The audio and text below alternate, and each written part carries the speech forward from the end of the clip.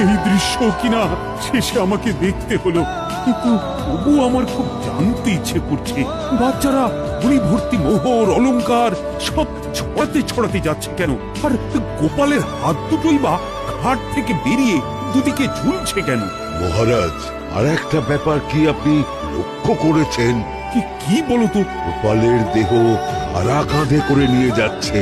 হ্যাঁ, ওই তো মন্ত্রী, সেনাপতি, জ্যোতিষী আর পণ্ডিত।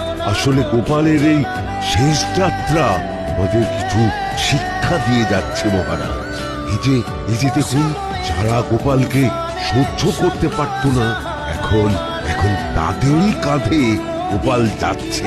তার মানে শেষ পর্যন্ত কেউই কারোর শত্রু থাকে না, সবাই মান অভিমান করে কাঁধে কাঁধ মিলিয়ে পার করে দেয়।